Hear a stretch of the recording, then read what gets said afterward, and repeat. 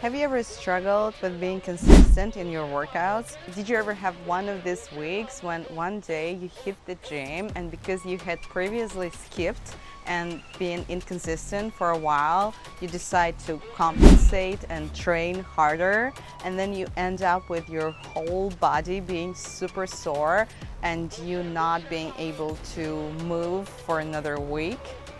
And then you enter this vicious cycle again and again. It's dangerous and can cause injury and health issues.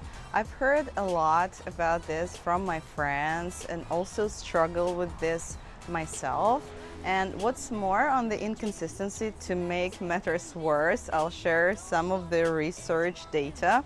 According to the research, about 50% of new gym members quit within the first 6 months of joining. Approximately 18% of gym members never actually set foot in the gym after signing up, and only 15% of gym members manage to attend the gym once a week.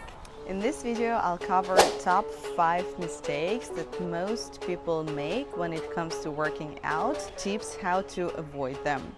These mistakes make me absolutely hate the gym, and I'll share a way how to start training with joy and tips to overcome this trap and feel more excitement about your working out.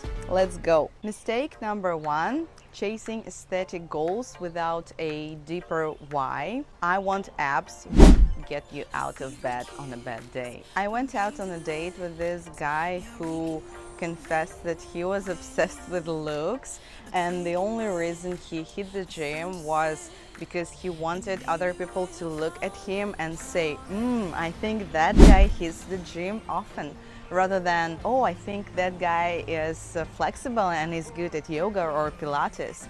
And he told me he doesn't want to waste an hour of his life doing mobility workouts or other type of training that is not directly targeted on his muscle growth, hypertrophy, and just the looks. Honestly, I was shocked and I never saw him again.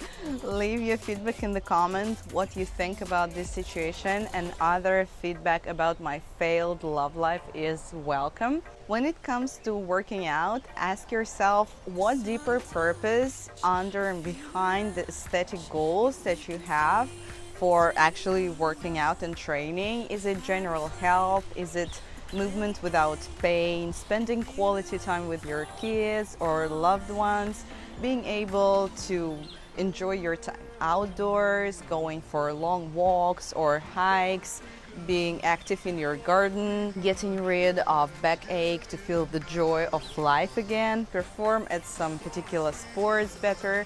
For me personally, it was the surf and the desire to perform better at surfing, have more endurance and muscle strength. It helped me start training regularly, be consistent with my workouts, and completely fall in love with hitting the gym and working out at home as well. Mistake number 2 is overtraining like a maniac.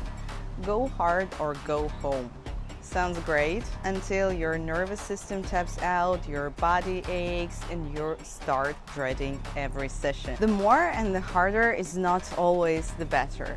How to avoid this mistake? Number 1, set realistic and specific goals. Establish clear, attainable objectives. Unrealistic goals often lead to frustration and dropout. Start with manageable targets and gradually progress as you build confidence and strength.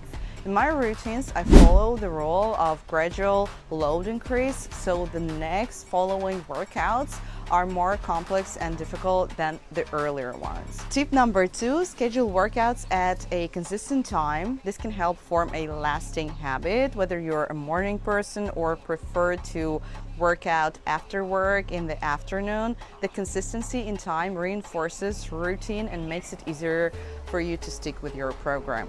Number 3, prioritize sleep. It's your best training partner. Get at least 7 to 9 hours of quality sleep per day because it helps your muscle recovery, regulates your hormones. For recovery, if you don't like ice baths, for example, use at least a massage gun. It really improves the blood circulation and help you with muscle soreness. There is a super tiny one that fits in your pocket. Check out this or this one, for example. The next tip, listen to your biofeedback. So track both subjective and objective factors, such as the objective ones is your heart rate, resting heart rate, perceived fatigue, your mood, and for example, a sudden drop of motivation may mean that you need more time to rest and recover. To track these things, use any fitness tracker bracelet, simple home scales to track the change in your body mass, body fat percentage, muscle. Mistake number 3, doing workouts that you hate just because they're trendy or you heard they are efficient. If you hate heat or weightlifting bores you to death, just don't force it. If you hate burpees, don't do them. Don't add them to your workout routines. Trust me, you can reach the same goals without doing the exercises that you hate. Mistake number 4, going without a plan. Coming up with a new workout every time is fun in the beginning, but then it gets overwhelming, confusing, and pointless. If you have no structure, you will have no progress and no motivation. Have a plan, even a small one, and track your progress.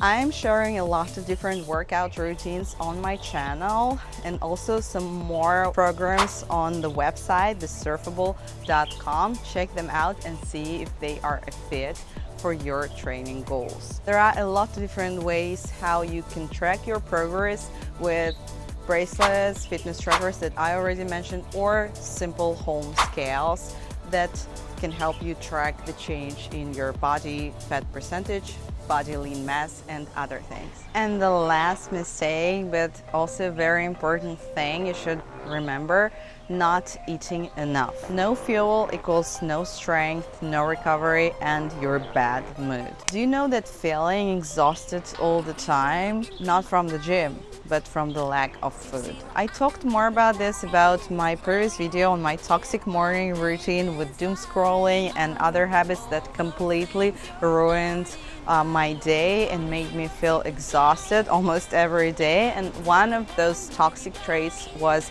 not eating enough of protein, but it also is the same with not eating enough of carbs because you won't have any energy. Let me know if you believe you made any of those mistakes and what other challenges you're struggling with on your journey to work out consistently.